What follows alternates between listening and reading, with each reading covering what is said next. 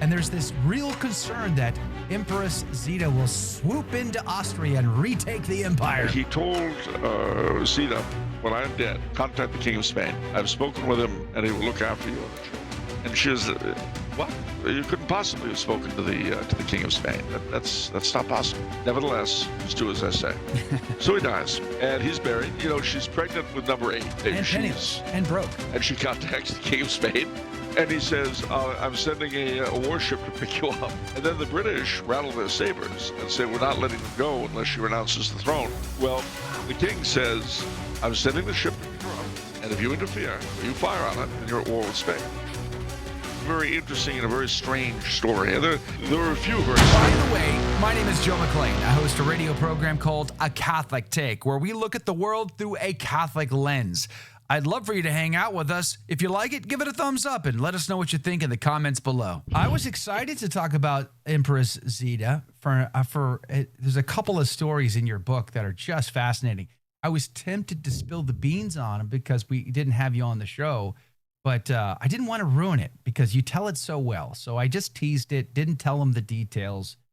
But so if you don't mind, we can get into Empress Zita here because I think it's fascinating. We are going to link to it in the show notes and all of that. But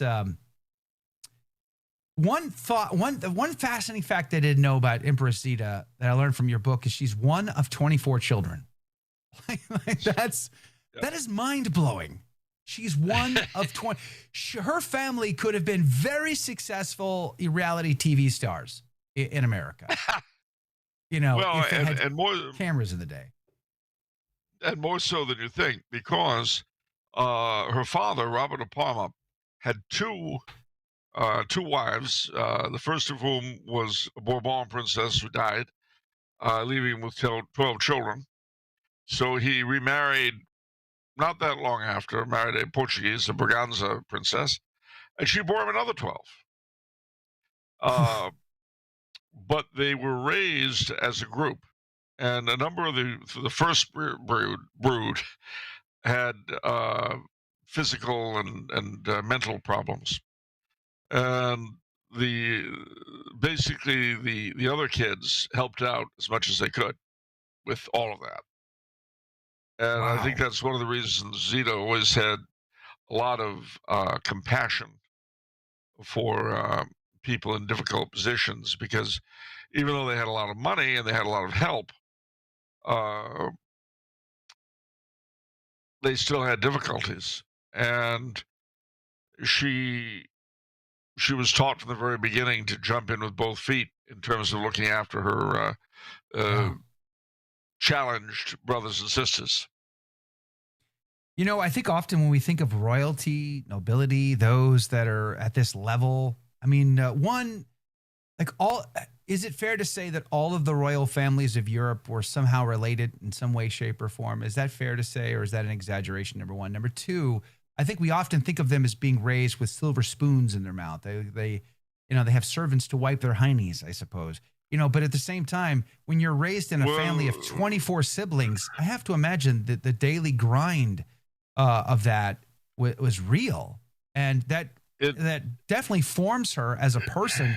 And her tenacity, her perseverance that she demonstrates being married and having to survive her husband's passing. I mean, I have to say that all starts in that family, doesn't it? It does, and not just that. Remember that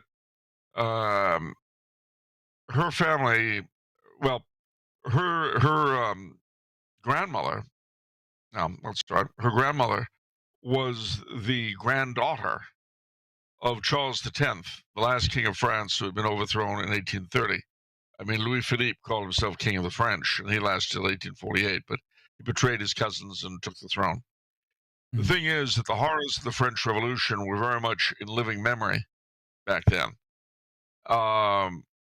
The revolutions of 1848, the Napoleon, and all of the horrors that Europe had undergone, is very much fresh in the memory. It's like World War I for us, or to be honest, like World War I for me. I mean, my grandfather was in World War I, and I grew up with stories of the Great War. So it's not, because we were so used to living in the moment, we forget that until the advent of television and the internet, people had memories.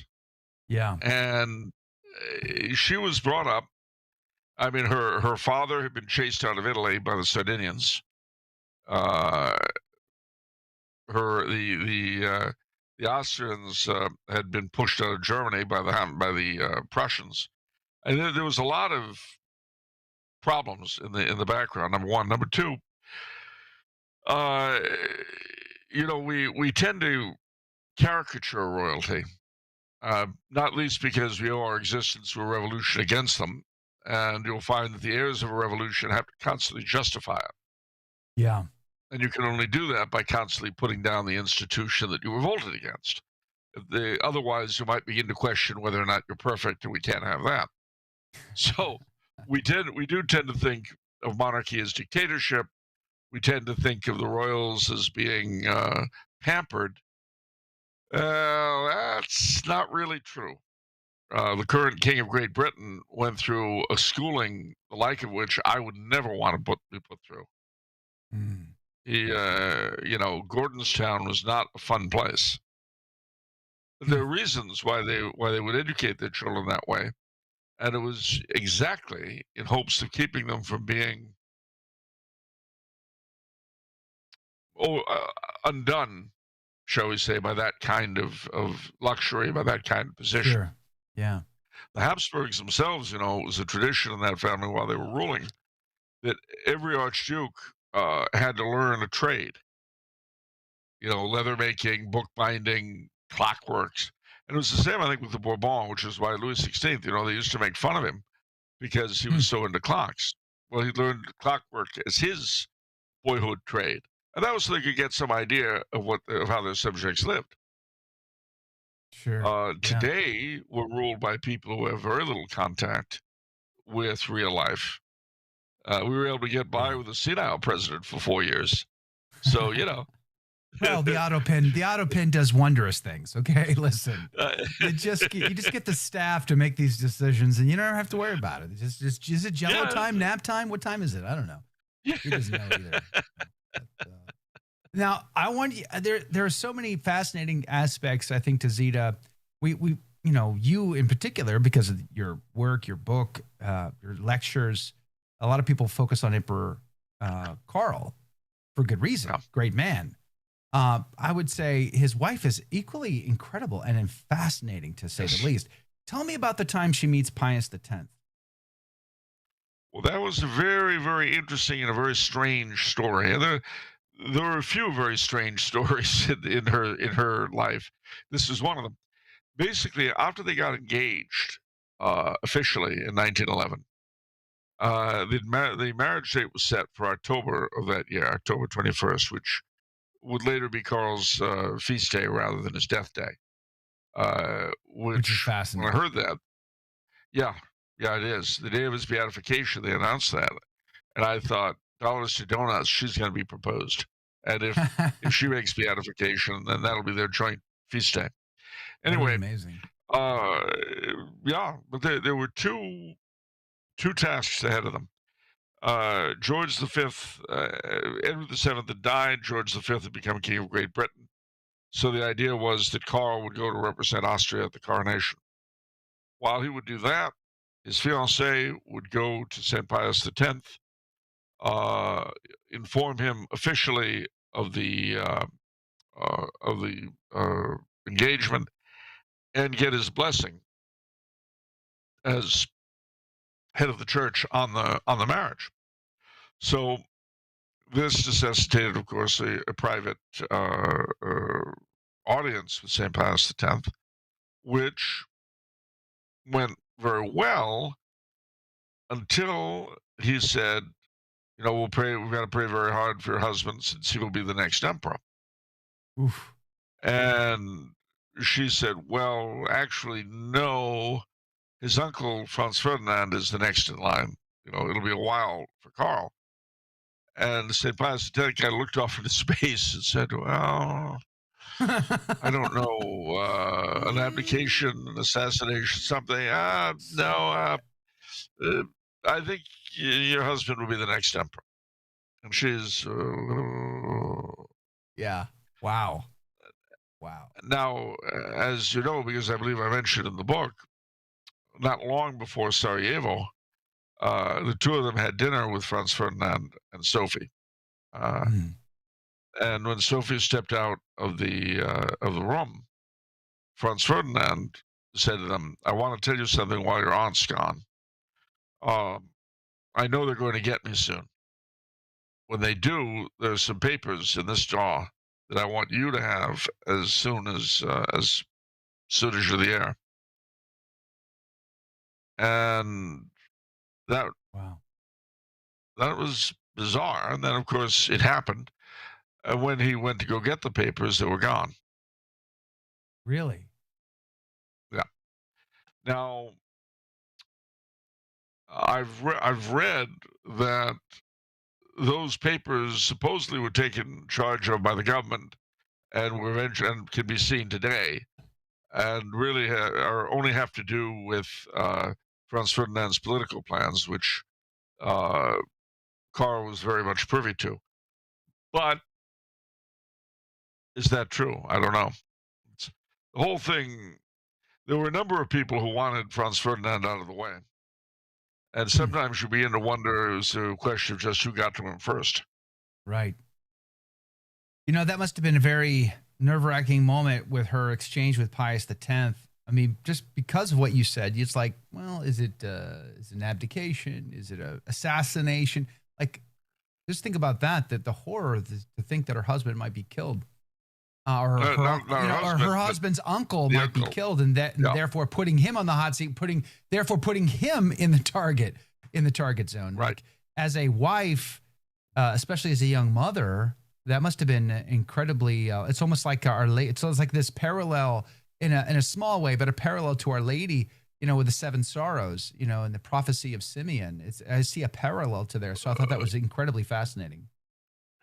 Well, you see, that's the funny thing. I mean, you will find certain parallels to Our Lady in Zita's life, in the sense that, like Our Lady, she was widowed early.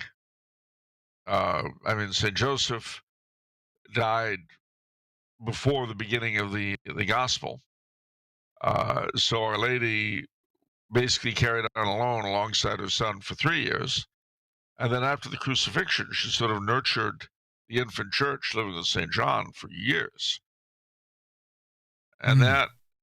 that reminds me a little bit, or vice versa, of Zita's long tenure after World War II, when she came back to Europe in 1950, looked after her mother until she died, and then she started this quasi nun-like existence in a monastery in Switzerland, Yeah. and kind of, you know, encouraged her family from the sidelines. Although, of course, when her one son's first wife and then son were killed, she spent time with them. Yeah. Uh, and then, of course, in the 1980s, after they were allowed her to come back without surrendering anything, she did some television interviews and became very, very popular in Austria. I, it's funny it's not funny, but when you mentioned she was allowed to come back without surrendering anything, you know, um, one of the stories that's in the book that's very fascinating, I kind of want to get into, is when they're on exile, they're on the island, they're exiled, and her Yeah. son, was it Otto, that had to have surgery in Switzerland, and she goes with her son, and there's this deep concern. Uh, It's just mom and the son going off to get medical help. And there's this real concern that Empress Zita will swoop into Austria and retake the empire with her sick son who needs surgery. I just thought that was hilarious. Like, why were they so afraid of Empress Zita? Was she well, that popular with the people? it was partly that, but also, you remember one important thing about life: thieves can never really feel secure Sure. with Yeah. their theft. They're always afraid somebody's going to come and take it from them, especially the owner that they nicked it from. I Right. mean, Yeah. the man running Austria at that time was a creature called Karl Renner. Karl Renner would live to betray his country 3 times. Mm. He betrayed his emperor in 1918. He brought the socialists over to the side of the Nazis and facilitated the Anschluss in 1938. And they wouldn't really collaborate with him, but they let him live happily through Vienna in Vienna through the war years. And then after 1945, he worked with Stalin. So, I mean, this is a Wow. man who betrays his country 3 times and dies Yeah. as president of Austria. You know, I went to a ceremony for one of the real heroes of the end of World War One, a Croatian field marshal named Borevich. And I won't go into the whole story. It's kind of detailed, but suffice to say, I'm coming back from the grave of this man who lost everything for loyalty to God, emperor, and country. And I come by Karl Renner's huge tomb. And I looked at that thing and I thought to myself, if I were running this country, would I take him out of it the way poor Franco got yanked out in Spain? Sure. And then I thought, nah, that's a really nasty, cruddy thing to do beneath any decent individual, which is why the Spanish prime minister had no problem with it.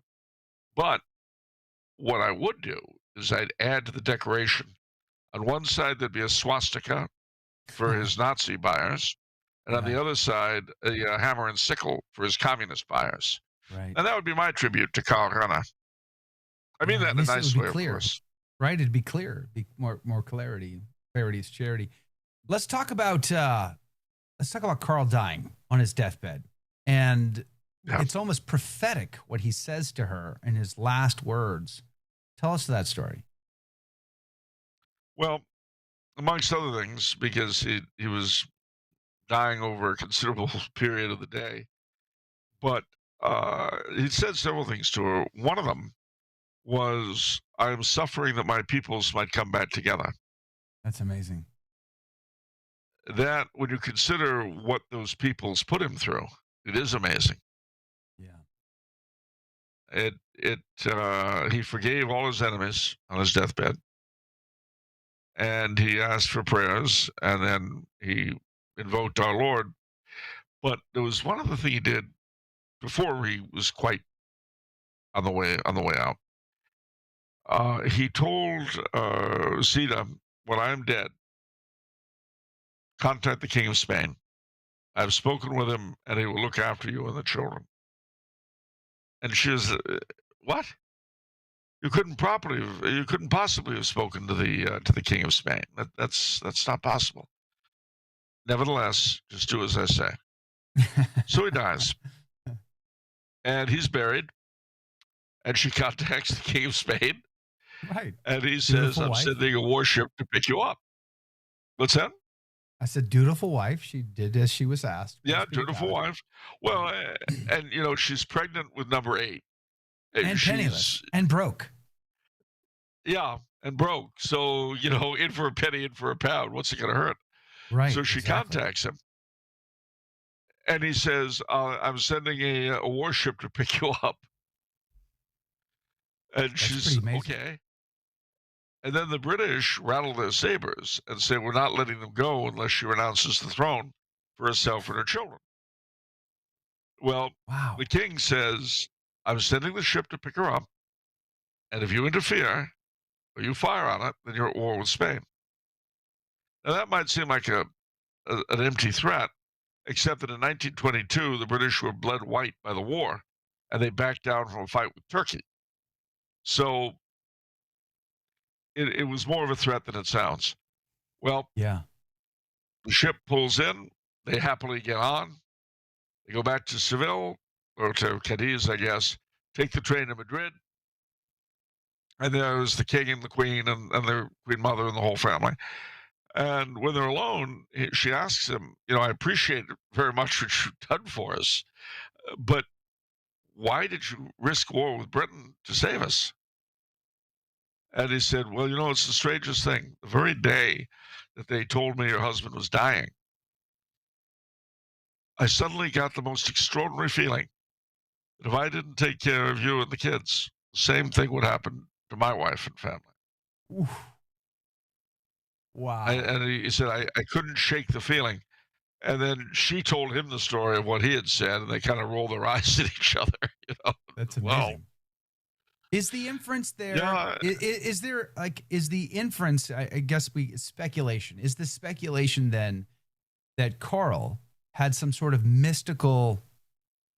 Was he bilocating? I mean, like, was there some sort of mystical connection with the king that allowed him to make this communication? Is that the inference? Is that the speculation? I know we don't know, but that's what I'm asking. we don't know, but that's certainly my guess. Yeah, I mean, isn't that amazing? we don't really know, especially with very holy people, and especially when they're dying. We don't really know.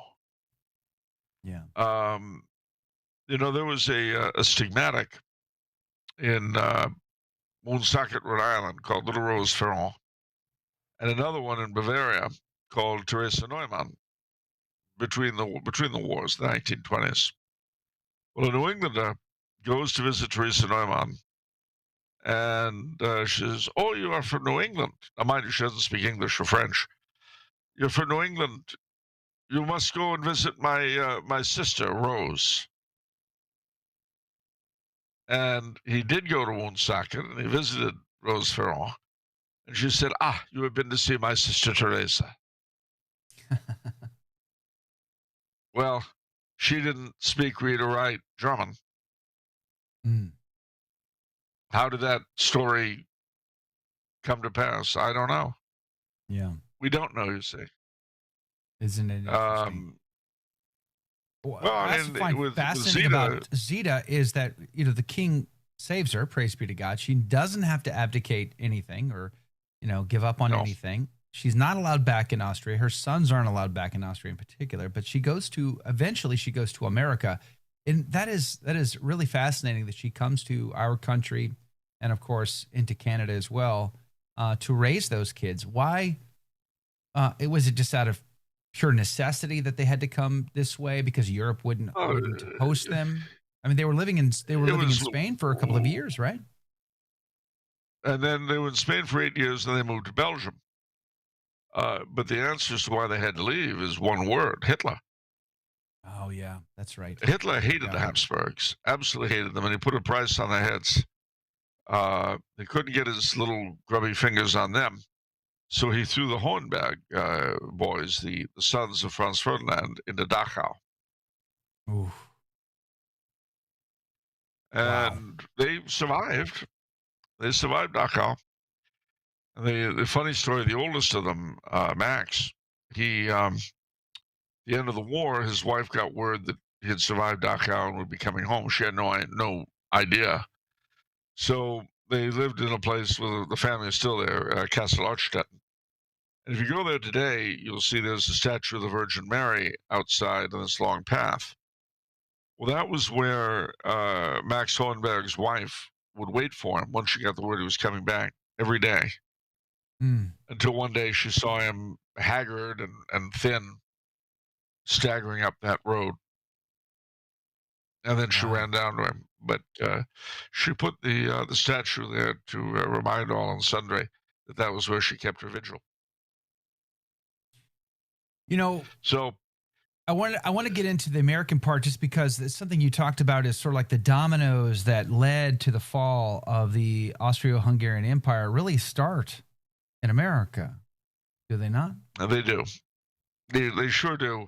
I mean, again, if I say that they're having to come here in World War II was because of one word, Hitler, their real ruin, ultimately, can be summed up in two words: Woodrow Wilson. Uh, he hated the Habsburgs. He hated the Catholic Church. Yeah. Uh, he was not a nice man. Now, he introduced segregation into the District of Columbia, but the reason for that was that he had been raised in Virginia during Reconstruction, Mm, when his family didn't have civil rights themselves, and the Reconstruction generation tended to be the ones who gave you Jim Crow. So he was yeah. very much twisted by the times he lived in. Yeah, that's Uh, something I think a lot and of Americans don't really understand is just how bad the Reconstruction era was and how many errors came, how many ills in society came out of that. It was a really difficult time for America. it was, and it produced in Wilson a very twisted, if idealistic, individual. Yeah. And as president of the United States, he was dangerous. There's no other way I can put it. I mean, if you think about it, if we had stayed out of World War One, eventually it would have stopped because the Europeans would have been exhausted. Mm. But our intervention uh, created, you might say, an artificial Allied victory that could only be maintained if the United States stayed. And in 1918, 1919, the vast majority of Americans didn't want to do that. We wanted to first to pick up our toys and go home, which we did. But that left Europe with a structure that could not survive without American intervention. And it didn't. And that, in a nutshell, I mean, destroying the Habsburgs and the Hohenzollerns, as Winston Churchill, that great pro-German apologist, uh, Winston Churchill said it was Woodrow Wilson who opened the road for Hitler and World War II by insisting on getting rid of the Habsburgs and the Hohenzollerns and the rest of them. Nature So abhors a vacuum. it sure does. And Zita, during that interwar period, did everything she could to work with monarchists in Austria and Hungary and other bits of the old empire towards some sort of a restoration in the form of a Habsburg confederation. In other words, it wouldn't have been Austria-Hungary. But if you could imagine the Danubian states as a federation with the head of the house at the head of it, like the king is the head of the Commonwealth. Yeah. Only more so. Because one thing the Habsburgs could not do, and that's what made them anathema, you might say, to the political establishment, they could never have settled for being mere figureheads. Franz Josef, Karl's great uncle, he was asked in 1905 by Teddy Roosevelt, who had just retired from being president, what he saw his role as being. And it was one sentence and it was very apt: protecting my people from their politicians. Amen. Praise be to God. Yeah. Yeah. Well, apparently that ship has sailed because now we've been left to the professionals, now for a very long time. And boy, look how grand the world is today. I mean, clearly it. Oof, yeah. Well, I thought over and over again during COVID, and it was a joke of mine, but it wasn't much of a joke, that when they had us put our masks on, they took theirs off. Right. Yeah. Exactly. And I think one of the questions I'm often asked, speaking specifically of the United States, is why Karl and now Zita are so popular amongst Americans who get to know them. I mean, there are now 31 shrines to Karl scattered across the United States. Wow. That's a lot. Yeah. And the Prayer League, the Debates League in Washington, constant inquiries. People I know who read not just my own books, but of course there are a lot of other really good things out there, including the Debates League's website about them. And also the Association for Empress Zita has a very good website. People ask, well, gee, why are they popular amongst Americans? And I think the answer is twofold. The lesser cause is possibly a sort of feeling of guilt.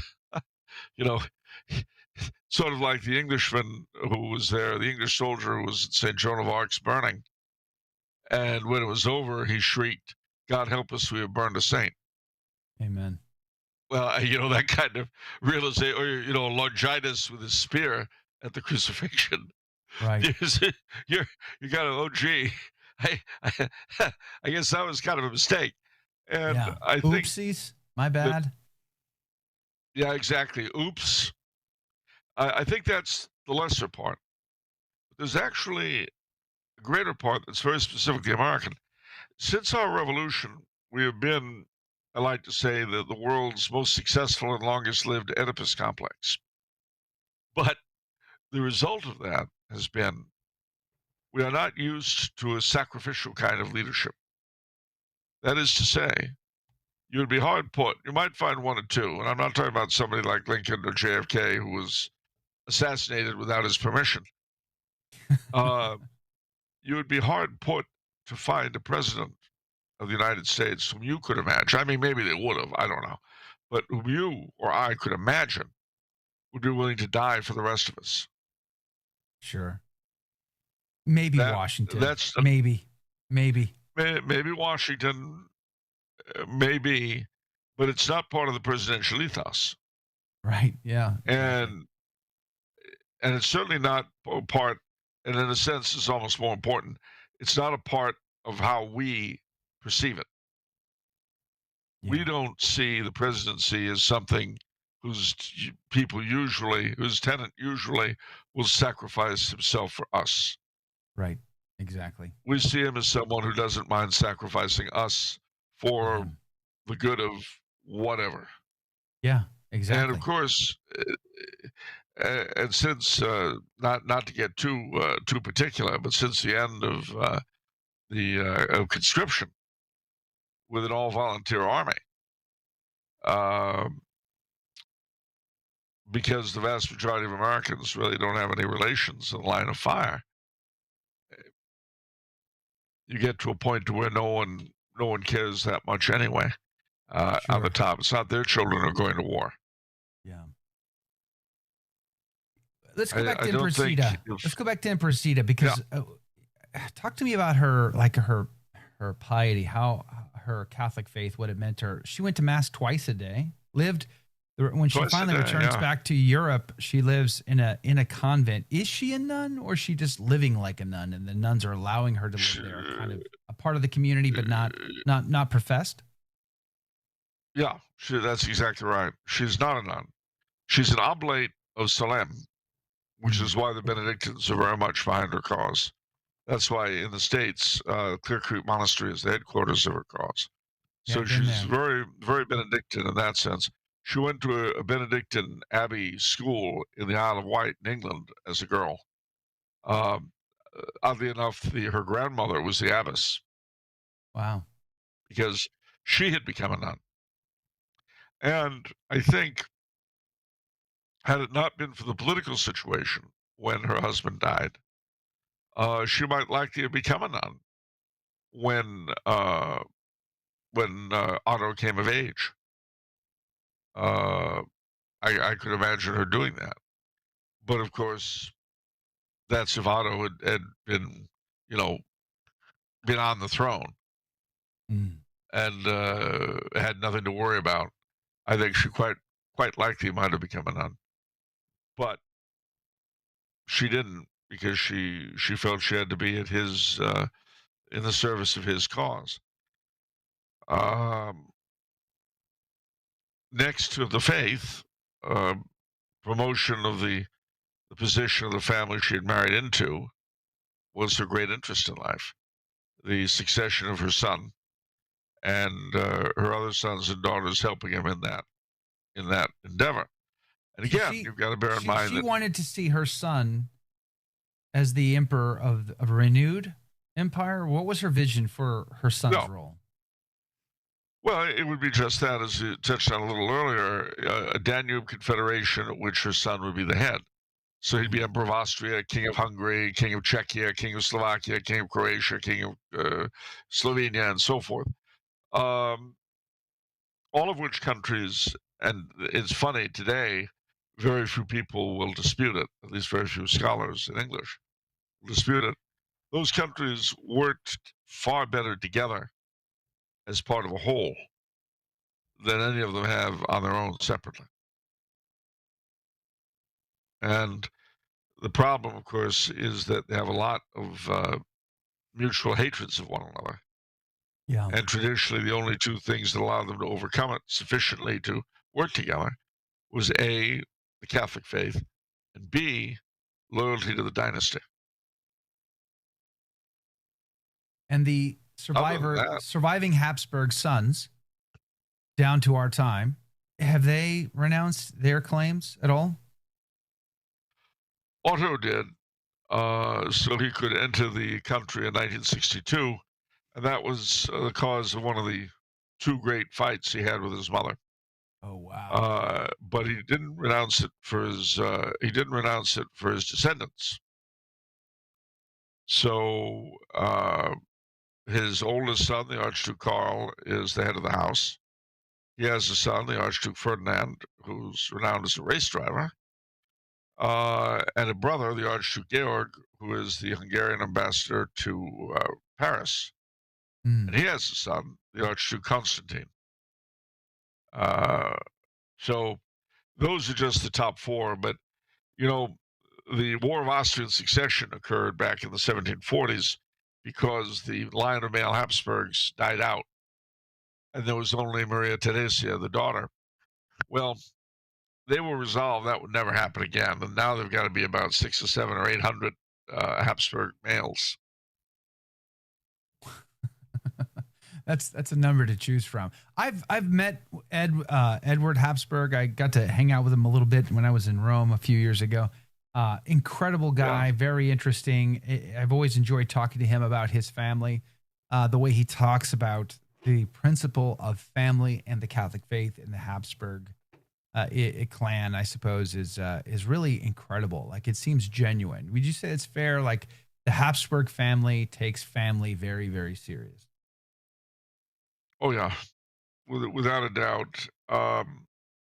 They're I mean, I've met a number of them. I wouldn't say we're great pals. We don't summer together or anything like that. But I've met a number of them. Well, you know the old joke. As I said to His Royal Highness, I hate name droppers. But That's great. I like that. I'm gonna steal that. you know, so I mean, I'm not going to say, yeah, we hang out at Cannes or something. It's not true, but I have met a number of them, and they're all very down to earth people, as royals tend to be. Um, they, on the one hand, each and every one of them has to deal with the dichotomy between the tradition they inherited and the world they live in, Mm, as in a sense we all do. And as with the rest of us, they have to try to figure out a way to navigate that in as integritous a manner as possible. sure. And I would say that just as it's kind of a tough road for most of us, it probably is even harder for them. Yeah. Tell me about Zita's passing, 89. Interesting. We have the in that time period you have the fall of the Berlin Wall, you got the decline in the Soviet in the Union, the Iron Curtain, and this is the era in which she is passing. What was her It, role it in that time is. period? And tell me about her passing. Well, there we come into a very, very strange area because all the things you mentioned happened after she died. And that's kind of important, I think. One thinks, oh, if only she lived a few more years and seen all that. But one wonders if perhaps the reason why they happened is because she was now in a position to intercede. Yeah. Uh, so that's one of the things that occurred to me back then, actually. But how she died, well, I mean, she was a very old lady and she got pneumonia and she died. Her family gathered around her and she had the last rites. It was a very beautiful death, apparently. I wasn't there, but I'm told. Um, and then came the question of the funeral. Well, the Archduke Karl, in particular, on behalf of his father, negotiated with the Austrian government, and they agreed to have a state funeral, even Mm, though the family picked up the expenses, but with help from a lot of people. But it was a state funeral, the kind of funeral that had not been seen in the old capital since Franz Joseph, and which wow. nobody believed could ever happen again. Uh, what made it all the more, if you'll pardon an overused word today, special, was that the participants from Hungary and Czechia and Slovakia, Czechoslovakia, then what was then still Yugoslavia and so forth, who came as reenactment units. That was illegal behind the Iron Curtain, Really? what they did. And they broke the law to form these groups to come to Austria for the funeral. Interesting. That was the beginning of a sort of reenactment culture that you have in this part of the world, which has continued into the present. But at the time was very revolutionary, and as I say, it was in violation of the laws of the communist countries. The funeral itself, it was amazing. The solemn requiem in St. Stephen's Cathedral, the cortege through the streets with both reenactment and Austrian army units, coming finally to the Capuchin Kirche, the Capuchin Church, the Kaisergruft, the imperial crypt with the tombs. And they carried out the old ceremony. The chamberlain of the court, the Habsburgs have a sort of court, I guess you would say, in a way. They have adjutants and people like that, all voluntary. Anyway, Interesting. he takes his staff, and just like with Franz Joseph and everybody before him, bang, bang, bang. And the Capuchin on the other side opens it, said, "Who goes there?" And he said, Zita of Bourbon Parma, Empress of Austria, Apostolic Queen of Hungary, Queen of Bohemia, Croatia, Laromeria, Galicia, all of the many, many, many, many, many, many, many, many titles. And the Capuchin says, "I don't know her." Slam. Bang, bang, bang.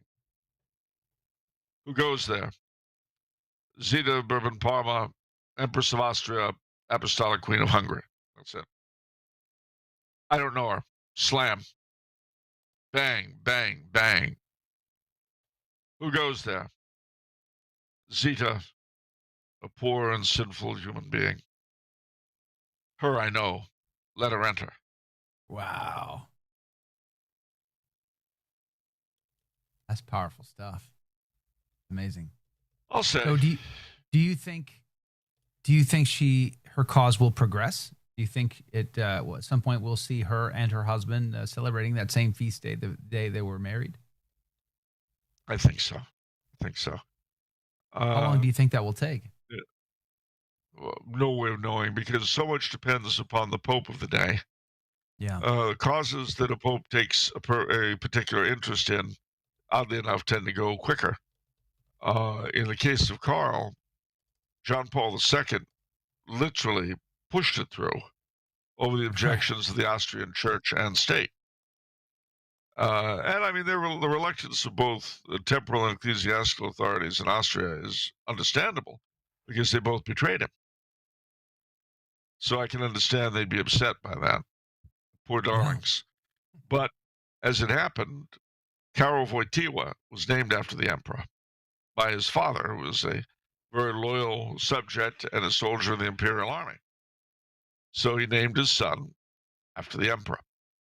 Well, what was funny about that was that when John Paul II beatified Emperor Karl, he created his own namesake. I don't think that's ever happened before. Right. Yeah. Isn't that amazing? So what a life these two. What a life these two. I'm gonna get into some troubled waters here because I'll be careful. I'll just dance carefully around this. But I was on pilgrimage in Greece and Turkey and Rome recently with Bishop Strickland, and some of the pilgrims are asking me about my opinion about, say, Carlo Acutis. I'm like, great guy, great kid, wonderful, praise God.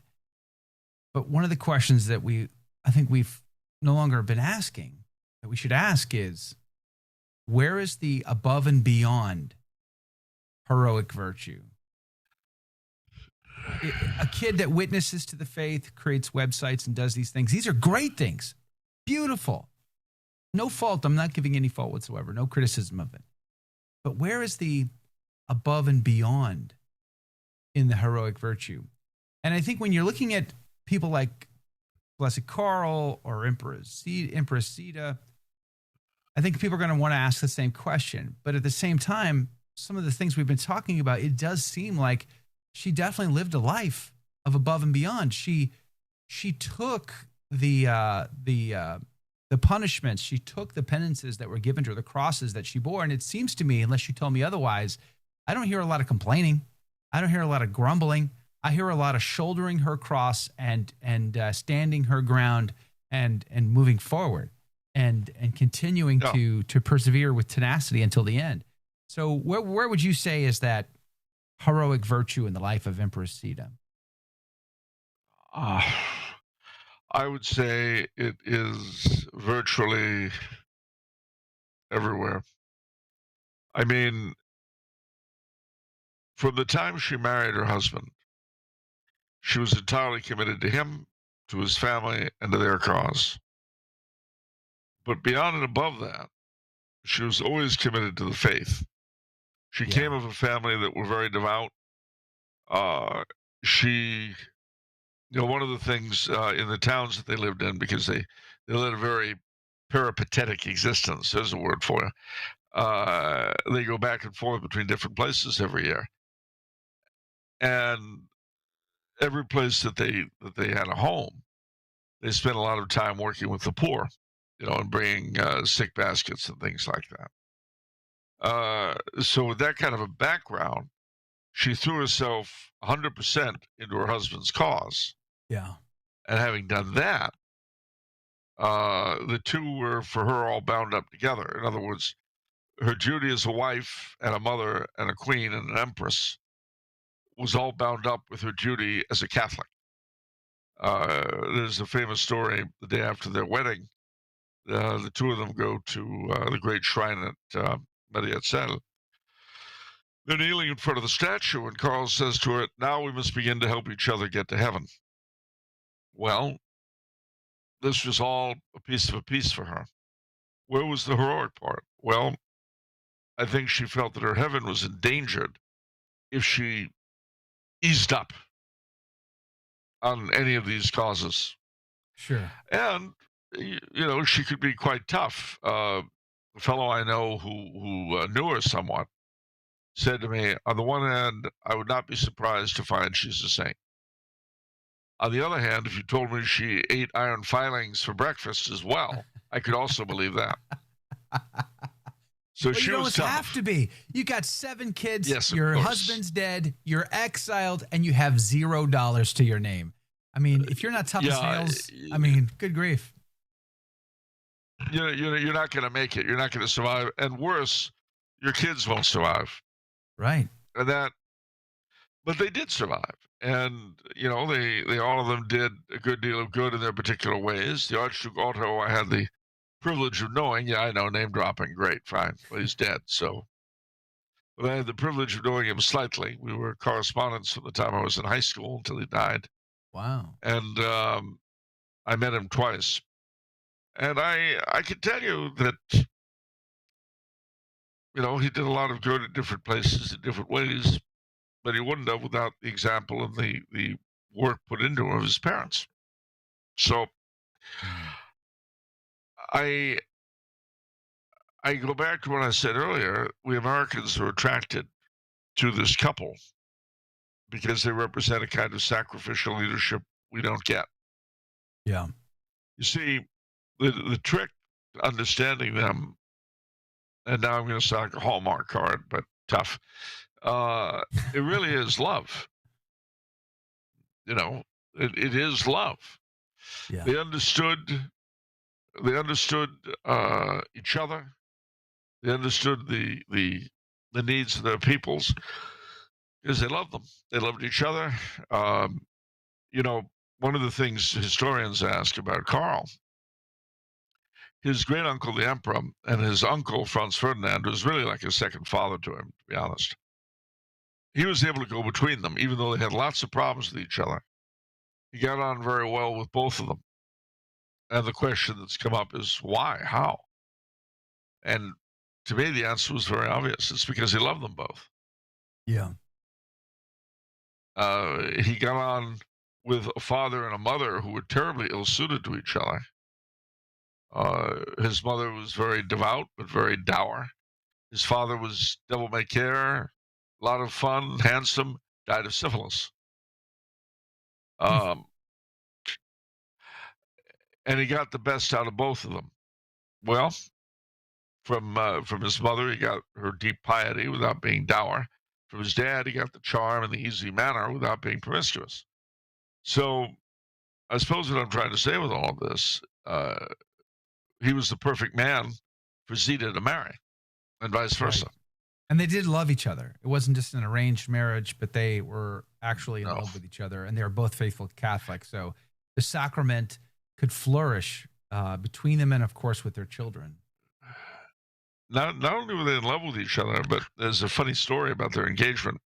She was a Bourbon, as I say, and at that time, the senior branch of the House of Bourbon were the Carlists of Spain, the older branch, which had been kept off the throne, sadly. Well, the head of the family at that time was a fellow called Don Jaime, and Carl had heard that he had either proposed to or was about to propose to Zita.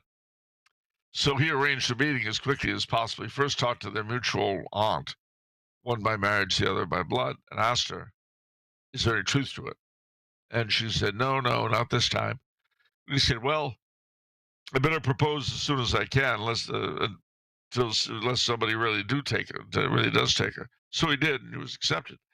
But at their wedding, Don Jaime, as the senior prince of the House of Bourbon, her father being dead, gave her away. Wow. And Okay. she said to him, "Aha, you see, you have led me to the altar after all." Wow. Now, we're going to run out of time here in a minute, but let me ask you this. So, it's somewhat romantic to go back and think about the lives of Carl and Zita and their cause and, and their position, their state in society. But, I think some Catholics would love to see a resurgence of European monarchies, and maybe in particular, maybe the Holy Roman Empire, right? So, do you think Sure. is that even possible? Is society so far gone down this path of democracy, socialism, or worse, that it would be impossible at this point to see a resurgence of a monarchy of any significant type, other than just say a figurehead? No, I don't think so. Partly because we haven't reached bottom yet. Oh I wow, mean, well one that's thing we joyful. learned, Thank you, Charles. That brings a lot of great hope to my heart that you're saying we're still headed down to the bottom. Wow. Okay, I thought we were oh already yeah, scraping the bottom of the barrel, but no. why? Well, you see, that's the problem. I thought in '72 when we brought in abortion, we couldn't get any lower. I Right. was so wrong. I had no idea. I remember asking my dad, who was a very wise man. I asked him, how could it possibly get worse than this? And Dad said, "Son, never ask that question because you will find the answer." Mm. And so I learned he was right. But the problem is that society, the way things are going right now, is basically unsustainable. We are living everything we have right now in our society, and this includes the United States and the other daughter countries of Europe, Latin America, Australia, New Zealand, etc. Everything we have is part of the capital of old Catholic Europe. All of our inventions, all of our technology we're so proud of, merely an extension of what of what we brought over with us.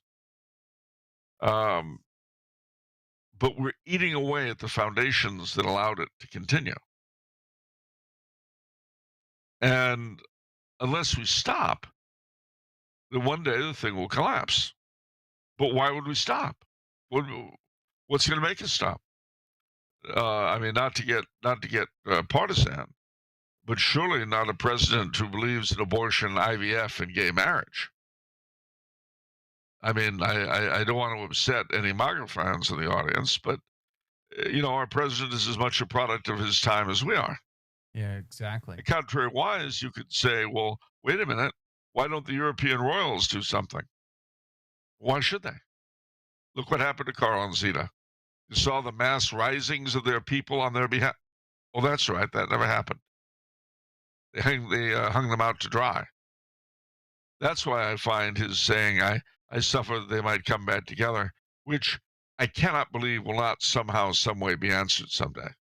I can't believe that that Right. God will not one day hear that prayer. But it doesn't mean A, I'm going to see it, and B, let's put it this way: would we be subjects worthy of a monarch like that? No, of course not. I don't think I would be. Would I be willing to follow Carl and Zita into, or Louis XVI and Marie Antoinette, or Charles the First and Henriette Marie? Take your pick. Would I be willing to, in the immortal words of Man of La Mancha, would I be willing to ride into hell for a heavenly cause behind them? I have severe doubts. So does the age of You know, I revolution wrote need to come to an end before we could see a rise of a holy monarch? Yeah, of course it does. I mean, why? You look at Carl and Zita. All right, now anybody can become a saint, and if any one of these royals wanted to, they could. But their end would probably be worse than what Carl and Zita went through. And it's okay to demand heroism of oneself. You can't demand it of anyone else. So you look at their descendants, you can ask, well, why should they? Why should they do that? Look what good it did Carl and Zita. Well, they should be heroic. Oh, yeah, like you and me, right. I got it. Um, please God, maybe one of them will be. But I wrote an article, which you can look up. I wrote an article on this very topic. I called it the Aragorn option. And you can't expect that. You can hope for it. You can pray for it. You can resolve that. Doggone it. If a future Carl and/or Zita raise their heads, I'll be right by them. I'll stand under the standard and raise my sword or my submachine gun or my computer panel or whatever it is I've got. And do my part for the good old cause. Yeah. Yeah, well, let's hope we get the opportunity. Yeah, it is getting interesting, isn't it? We live in strange times, and the spirit of revolution is alive and very, very much well. And that's part of the, like, we're going to run out of time here in just a couple of minutes, but you talk about the criticisms of MAGA, and that's been part of my problem is the American population has accepted too low of a bar. They won't strive for greater excellence. They just want average. And at the end of the day, what I've said is, if I've got money in my back pocket, blue skies and sunshine, I'm a happy guy. So what if Bill Clinton gave that to me versus somebody else? You know what I mean? So what if that was, Donald Trump or anybody else? As long as I've got money in my back pocket, blue skies and sunshine, then what do I care? And that's like kind of the ultimate end of Americans, even Catholic ones. And I'm like, no, that's not good enough. We have to strive for sanctity and holiness because only saints make it to heaven. So we have to strive hard, work out our salvation in fear and trembling. And we have to demand more from our society and those that would govern us than we currently are. So we have to demand that Donald Trump have a conversion experience on gay marriage, on IVF, on contraception, on in vitro fertilization, or abortion drugs, which he still supports, by the way. It's like we can't just. Well, so he's improving our economy and foreign relations. Good, praise God. That's a great start, but that's not enough. And I think that's been the problem. And I see the same thing. I'll give you the last say here because we're going to run out. But I see the same thing as now that Francis is gone. Okay, it's we're not being beaten as much. Oh, thankfully. It feels so good when the beating stops. Feels so good when the beating finally ends. So it's like, okay, great. This is a good start, but we need to strive for. We need to pray and pray for Leo the 14th. We need to also encourage Leo the 14th to be heroic and courageous and sanctified. You know what I mean? It's like we need to push for more, don't we? We do, of course. I never thought I would have a cousin as Pope, and now I do. He's your cousin? My 12th Wait, hold cousin. on. He's your. My mind is blown. Oh man, you warped my brain. Well, I'm sorry.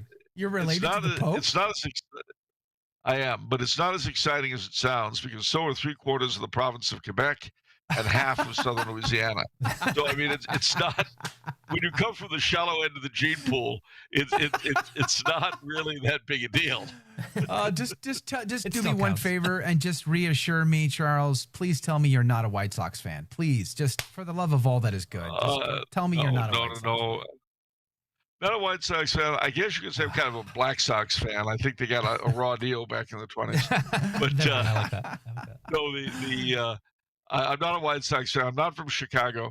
Our relationship, believe it or not, and this way you can all prove this to yourselves on the internet.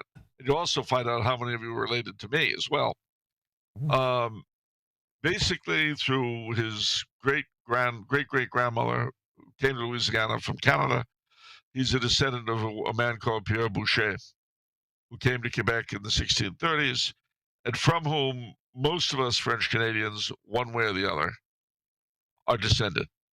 And that's how, we have the same ancestors. So we're 12 cousins, but so are 3/4 of the province and a big chunk of southern Louisiana.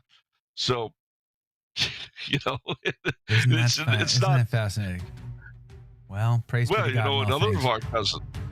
Another one of our cousins is Madonna. So show respect. I would not be going around talking about that one, okay? Leo, sure, fine, great. Not so much Madonna. Hey, make sure we're going to put a link to it in the show notes, but tanbooks.com, Zita, Empress of Austria and Queen of Hungary is the book. Great conversation, Charles Coulombe. I'm glad you were able to finally join us. Unfortunately, you weren't on the radio side, but we love the fact that we were able to still conversate about Zita today. So, guys, did you like that video? It's okay. You can admit it. It's perfectly fine. Hey, we cover the big stories of our day, from inside the church to outside the church to all points in between, and we do it from a Catholic perspective. It's called A Catholic Take. It's a radio program Monday through Friday. We live stream it right here on this channel, by the way, so make sure to subscribe, like, and share. We would be very grateful to you. And don't forget, you're going to want to watch this video right here because you don't want to miss anything.